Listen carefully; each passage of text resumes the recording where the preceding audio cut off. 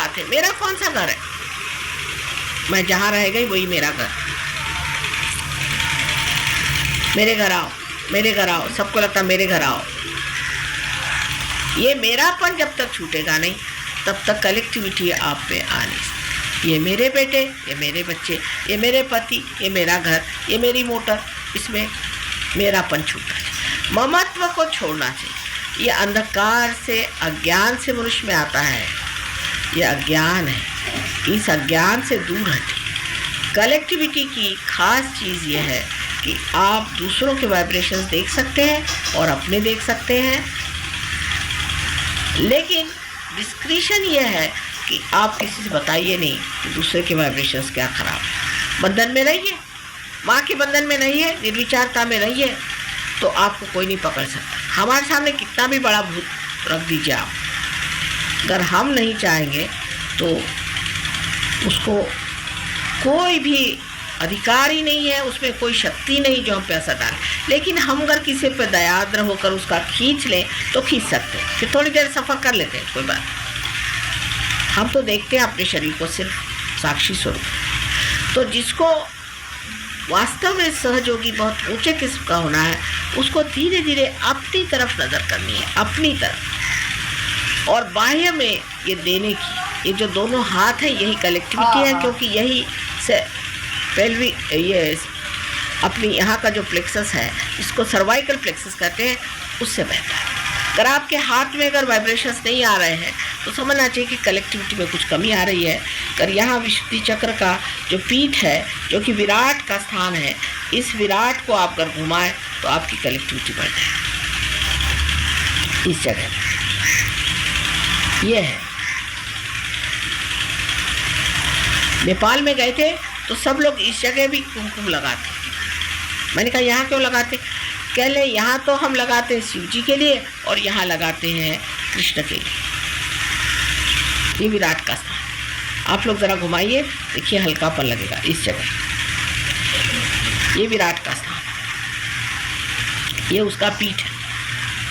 यहाँ पर श्री कृष्ण पहुँच करके विराट स्थिति में आ जाते हैं। विराट जो मोहम्मद साहब ने कहा अल्लाह हो अकबर, अकबर जो है वो विराट है। उन्होंने अकबर की बात कही, अकबर विराट है। और श्री कृष्ण की बात कही, श्री कृष्ण को अल्लाह का है। और जिसको वो करीम कहते हैं वो शिव जी हैं। नाम उन्होंने दूसरे दे दिए, इसको इनको अल्लाह कह दिया, उनको करीम कह दिया।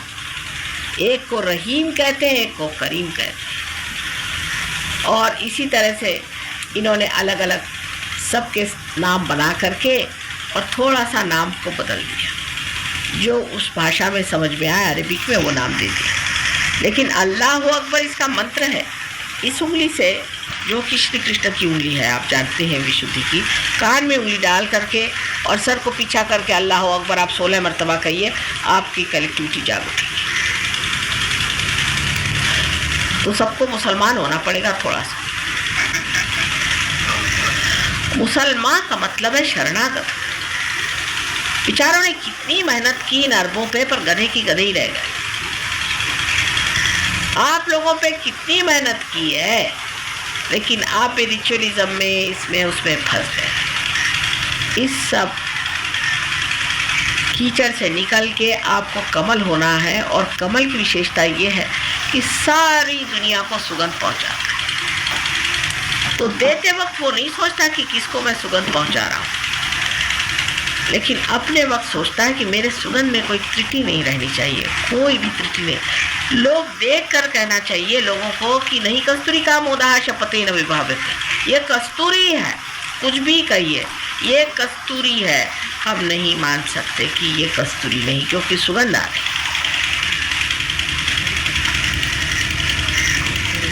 जिस आदमी में सुगंध है उसके लिए कसम लेने की क्या जरूरत है? वो सुगंध, उसी सुगंध से लोग आपके पास आएंगे। भंवरा कितना दूर भी हो, लौट के आना ही होगा, क्योंकि जब सुगंध आप पे है तो सब आपके पास आएंगे। और इस सुगंध को बढ़ाए रखना तो अंतर योग से बाहर योग किस तरह से जुटा हुआ है ये आप कलेक्टिविटी में समझें और अपने को कलेक्टिविटी में बांध के रखें और कृपया सेंटर में आके सेंटर को बढ़ाएं। इससे बाहर रह करके अब आप बड़े आदमी हैं तो होंगे दुनिया के, परमात्मा के लिए तो आप सब एक ही। मुसलमानों से दूसरी बात सीखने की, कोई राजा हो चाहे कुछ हो, जब नमाज पढ़ते हैं तो जिसको जहाँ जगह मिल जाएगी वहाँ वो खड़ा हो जाएगा। ये नहीं कि राजा के लिए कोई खास जगह, कभी भी नहीं। चाहे कोई राजा हो चाहे भिखारी हो, सब एक लाइन में खड़े होंगे। भिखारी पहले आ गया तो सामने लाइन में आ जाएगा। उनसे सीखने की ये उन्होंने रखा हुआ और वो हमसे सीखने की बात है। और अपने देश में तो जो ये माना जाता है कि ये ऊंचा और नीचा है, इसके लिए अत्यंत अनेक उदाहरण है कि श्री कृष्ण ने जाके विदुर के घर खाना खाया था। विदुर कौन? एक सारथी के लड़के। कर्ण कौन थे? एक सारथी के लड़के। कर्ण को तक उन्होंने इतना माना। विदुर जो कि शूद्र जाति के माने जाते, उनके घर जाके खाना खाने के अंदर दुर्योधन का मेवा त्यागो विदुर घर साग खाए। क्यों खाया?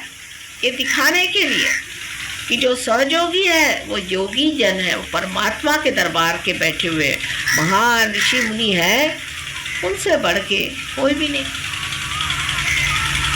पहले तो अपने यहाँ ऐसा नियम होता था कि कोई ऋषि मुनि आ जाए तो उनके आगे राजा उठ के अलग हो जाता। शिवाजी के ज़माने तक ये होता रहा, फिर उसके बाद पता नहीं हमारे यहाँ क्या हो गया।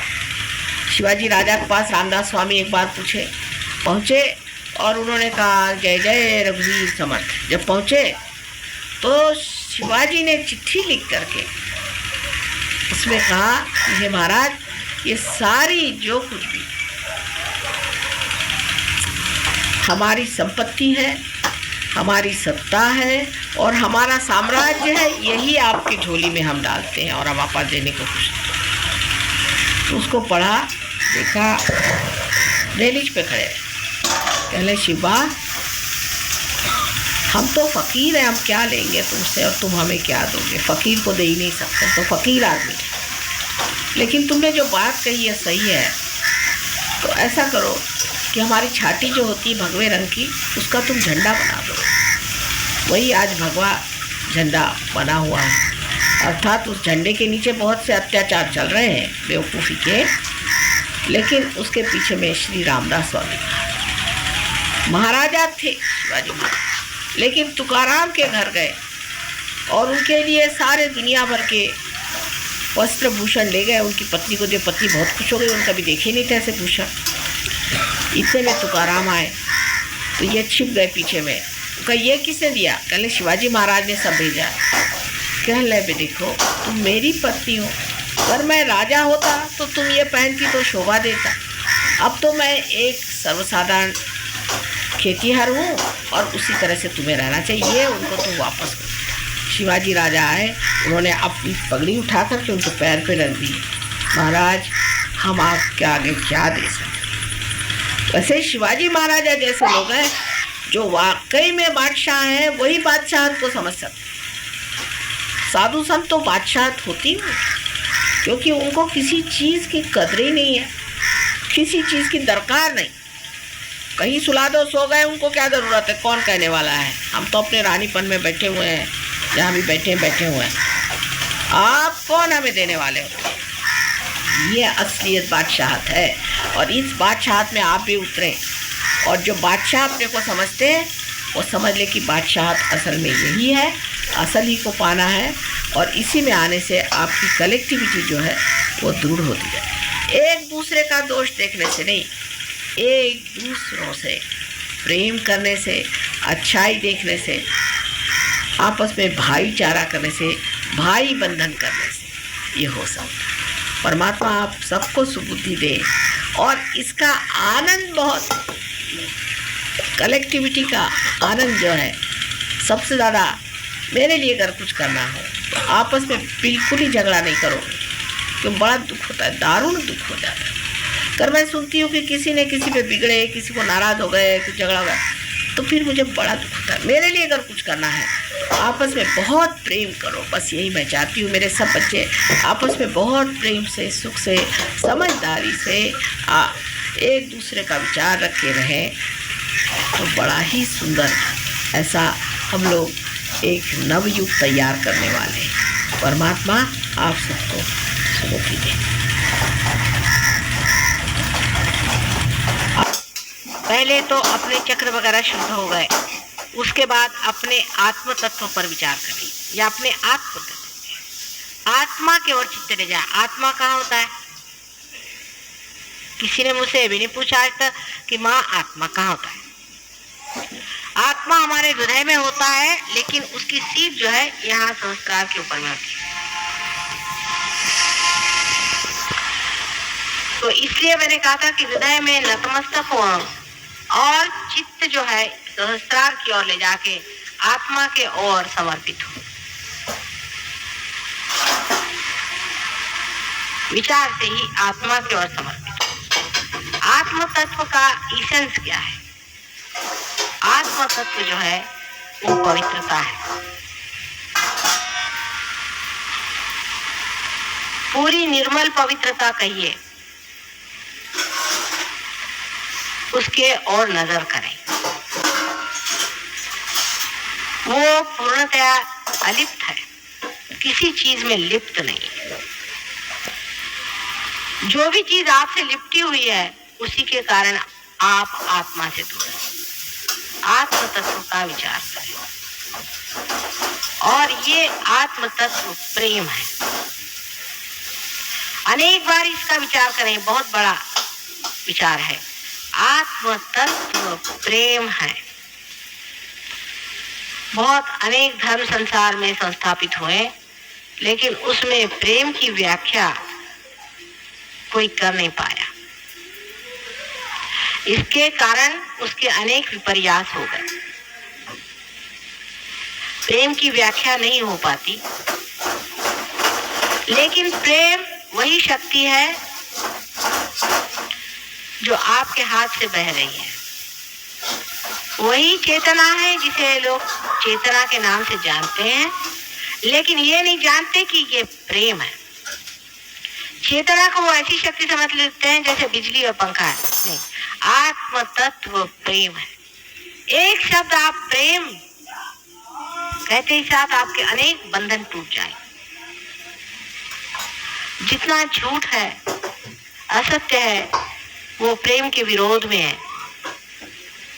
अगर आप किसी को डांटते भी हैं और उसको सत्य बता रहे हैं तो आप प्रेम कर रहे हैं। आप स्वयं प्रेम है। इसलिए प्रेम तत्व पे आप विचार करते ही आप आत्म तत्व में उतर सकते हैं।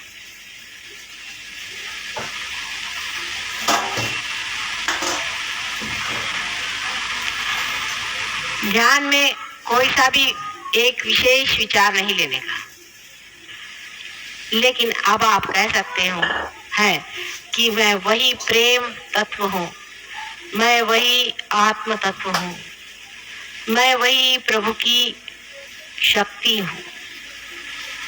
आप इसे कह सकते हैं। इस तरह से 2-3 बार कहते ही आप आशीर्वादित होंगे, क्योंकि आप सत्य कह रहे हैं। आपके अंदर से वाइब्रेशन जोर से चलने लगे। आप रोजमर्रा के जीवन में क्या करना चाहिए? रोजमर्रा के जीवन में आपको पता होना चाहिए कि आपके अंदर शक्ति प्रेम तत्व की है। आप जो भी कार्य कर रहे हैं, क्या आप प्रेम में कर रहे हैं या दिखाने के लिए कर रहे हैं कि आप बड़े भारी सहयोगी हैं?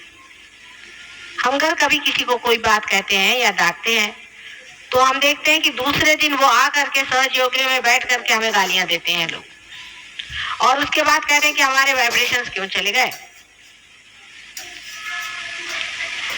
तो इस तरह की अगर आप मूर्खता करते हो तो बेहतर है कि आप लोग सहयोग में नहीं आए। सहयोग में वही आदमी आ सकता है और चल सकता है जो कुछ लेना चाहता है। उसको देने का कोई भी अधिकार नहीं है, उसको लेना ही है हमसे। वो अगर देना चाहेगा, उसकी वो शक्ति जब हो जाएगी तो बहुत ही बढ़िया चीज हो जाएगी। लेकिन आप तभी दे पाते हैं जब आप ले पाते हैं। इसलिए पहले लेना सीखिए।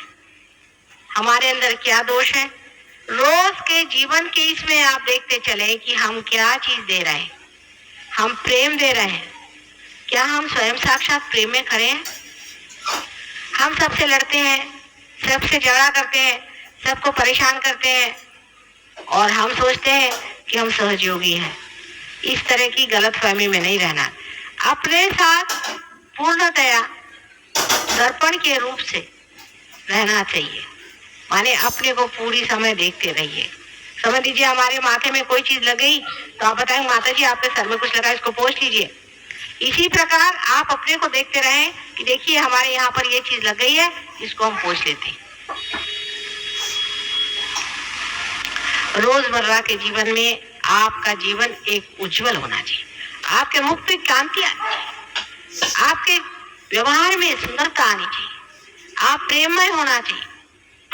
ठूठ के जैसे अगर आप बिल्कुल ही रसहीन हो तो आप सहयोगी नहीं, ये आपको पता होना चाहिए। जबरदस्ती के आप सहयोगी बने हैं, वो भी हम आपको चला रहे हैं इसलिए आप बैठे हुए हैं, नहीं तो हमें आप माफ कर दें और आप सहयोग में ना आए। थोड़े दिन में आप खुद ही निकल जाएंगे। इस तरह के लोग जिनमें प्रेम नहीं है, जो अपने को सोचते हैं कि हम बड़े बढ़िया आदमी हैं और बड़े कमाल के आदमी हैं और ये है वो बिल्कुल सहयोग के लिए व्यर्थ। ऐसे लोगों को चाहिए कि जाएं दूसरे गुरुओं के जूते खाएं और वहां रहें। यहाँ पर सहयोग में आप परमात्मा के एक इंस्ट्रूमेंट बनने आ रहे हैं।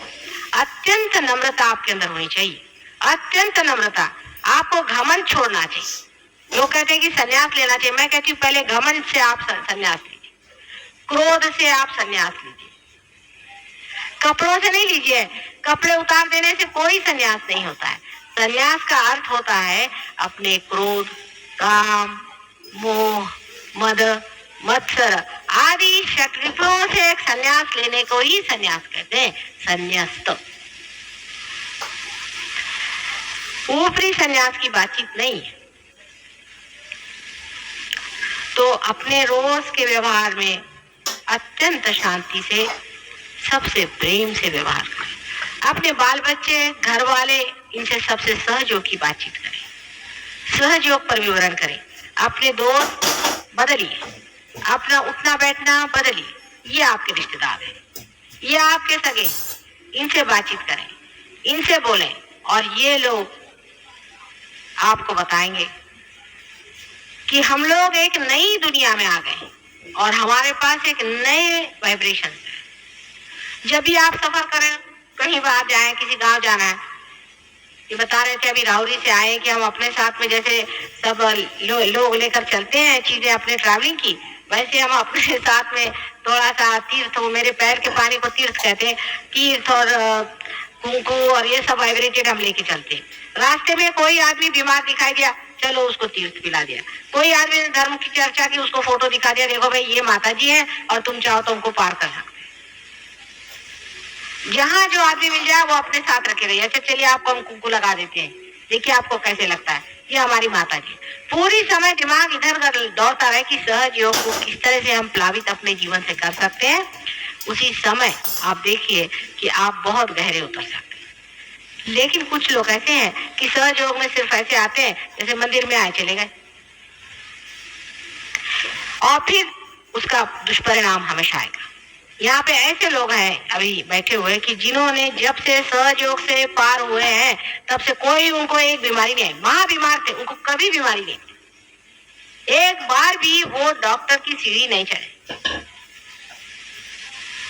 कभी उनको कोई तकलीफ नहीं हुई, उन्होंने एक दवा नहीं ली जब से वो सहयोग में आए। बुढ़े भी है उनमें से कुछ जो हमेशा डॉक्टर के पास जाते थे और अस्पतालों में घुमा करते थे, वो सब कभी भी नहीं गए। ऐसे यहाँ बहुत से अनेक उदाहरण है। इतना ही नहीं पर उन्होंने दूसरों को भला किया। इसका कारण यह है कि जो कुछ भी स्वास्थ्य के लिए, एक सहयोग के लिए आवश्यक है वो करते रहे और इस वजह से वो ठीक है। आपस में मिलते रहो, आपस में सब, तुम डॉक्टर्स हो, सब पेशेंट्स। और डॉक्टर लोग आपस में फीस नहीं लेते, उस प्रकार तुम भी आपस में फीस नहीं लेते। आपस में ट्रीटमेंट करो, आपस में पूछ लो, और उसमें बुरा मानने कोई बात नहीं। किसी ने कहा कि आपका सहस्त्रार पकड़ा है तो बड़ी शर्म की बात है, सहस्त्रार पकड़ना तो बड़ी शर्म की बात हो गई, तो हमारे विरोध में बैठ जाएगी बात। तो उसे कहना भाई फौरन ठीक कर दो, पता नहीं कैसे आदमी के साथ में बैठ गया। किसी ऐसे आदमी के साथ कभी नहीं बैठना चाहिए जो सहयोग की बुराई करता है, सहस्त्रार फौरन पकड़ जाए। ऐसा आदमी का बोला तो कान बंद कर लो, ऐसे आदमी से कहना भाई तुम दूर बैठो, हमसे तुमसे मतलब नहीं, तुम हमारे से बात मत करो, बस हमको कोई अपना बुरा नहीं करना। आप कौन होते हमसे बात करने के लिए? आप यहाँ माता जी की वजह से हमसे मिले हैं और अब आप चुप रहिए। ऐसे जो भी आदमी बात कर रहे हो उसे कहना बस बस करिए। आपका सहस्त्रार पकड़ेगा, फिर एक एक चक्र पकड़ेंगे, हो गया थोड़े दिन में आगे माता जी मुझे कैंसर हो गया। एक दो को कैंसर भी हुआ हमारे, अब तो ठीक हो गए, लेकिन वो और कैंसर बीमारी जो है वो तो बिल्कुल सहस्त्रार की बीमारी है, पक्की, समझ लीजिए।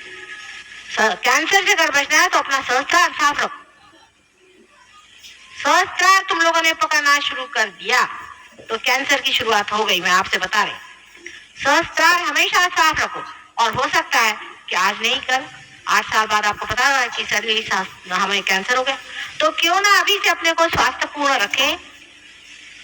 और इतना ही नहीं, सहयोग का कार्य करें, जिसके कारण हम परमात्मा के राज्य में बैठे हैं। और जब कल संसार में उन लोगों को चुना जाएगा जो परमात्मा के हैं, उनमें से आप एक श्रेष्ठतम लोग होंगे। क्यों ना ऐसा कार्य करें जिससे सब व्यर्थ का समय हम बर्बाद कर रहे हैं। इसके घर जाओ, रिश्तेदार के घर खाना खाओ, फलाने के घर घुसो, उसकी बुराई करो, छोड़ छाड़ करके, और अपने मार्ग को ठीक बनाए और ऐसा जीवन बनाए कि संसार में उन लोगों का नाम। सबको ये सोचना चाहिए।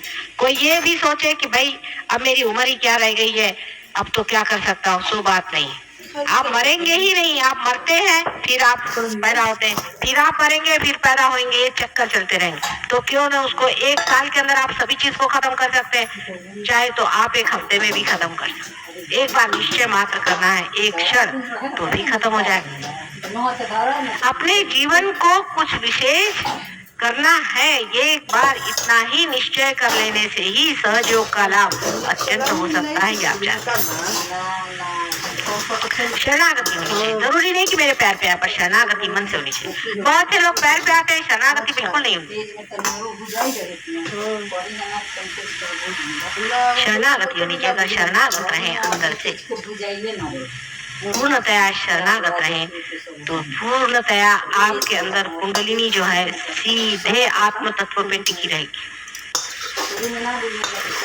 जैसे कि एक दीप की लौ लगी रहती है, उस तरह एक भी उसमें फ्लिकरिंग नहीं हो, लेकिन शरणागत रहे। शरणागत रहने में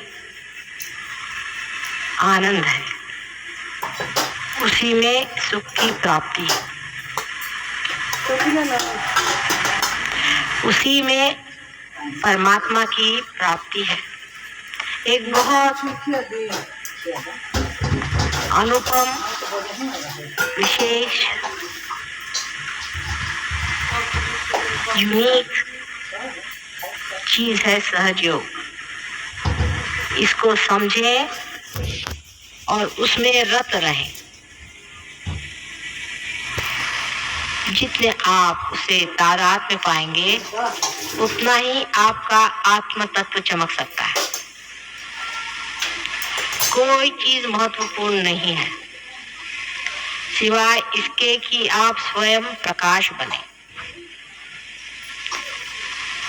और जिनको बेकार की बातें सूझती है, उनके लिए बेहतर है कि वो इस चीज को छोड़ दें, उनके पास नहीं है। अब आखिरी बात बताऊंगी, इसको बहुत समझ के और विचार पूर्वक करें।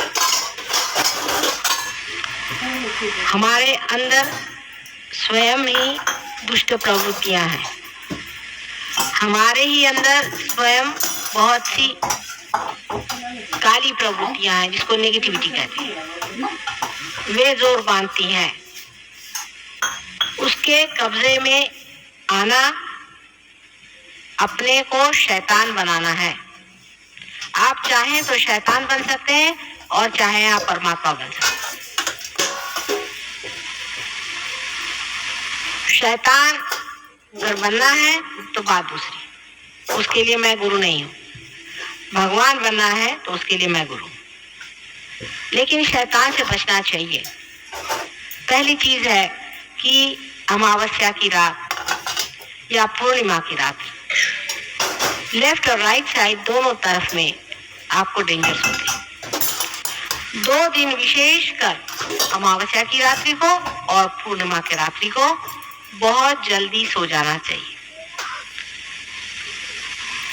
भजन करके,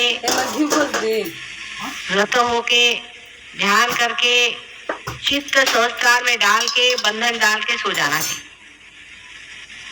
मतलब चित्त सहस्त्रार में जाते ही आप अचेतन में चले गए, वहां अपने को बंधन में डाल दिया, आप बच गए। 2 रात्रि को विशेष, और जिस दिन अमावस्या की रात्रि हो उस दिन विशेषकर अमावस्या के दिन आपको शिव जी को ध्यान करना चाहिए। शिव जी का ध्यान करके उनके हवाले अपने को करके सोना चाहिए, या आत्म तत्व। और पूर्णिमा के दिन आपको श्री रामचंद्र जी का ध्यान करना चाहिए। उनके ऊपर अपनी नैया छोड़ के, रामचंद्र जी का मतलब है क्या? क्रिएटिविटी का। अपने जो क्रिएटिव पावर्स है उसको पूर्णतः समर्पित करके और आपको रहना चाहिए। इन 2 दिन अपने को विशेष रूप से बचाना चाहिए।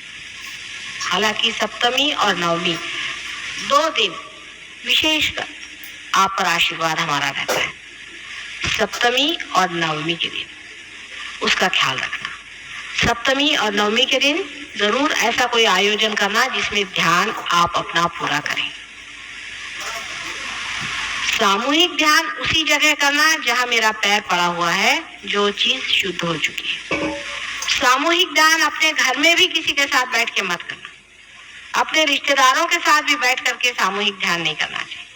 जिस जगह मैंने कहा है वहीं सामूहिक ध्यान करना। और बैठकर सहज योग की चर्चा भी बहुत देर तक ऐसी जगह नहीं करना चाहिए जहां मेरा पैर पड़ा नहीं, क्योंकि वहां तुम्हारे अंदर भूत आके बोलने लगेंगे और आपस में झगड़ा शुरू हो जाए। क्योंकि तुम लोग अब भी भूतों के कब्जे से बचे हुए लोग नहीं हो। कहां से भूत आता है वो समझ में नहीं आता, और भूत सारे काम करता है। इस तरह से अपनी रक्षा करने की बात है। और जब कभी भी आप बाहर जाएं, कहीं भी घर से बाहर जाएं, तो अपने को पूर्णतया बंधन में रखें। बंधन में रखने से हर समय बंधन रखें। किसी से देखा कि किसी के आगे चक्र पकड़ा कि चित्त से ही चाहे उस पर बंधन डाल दीजिए।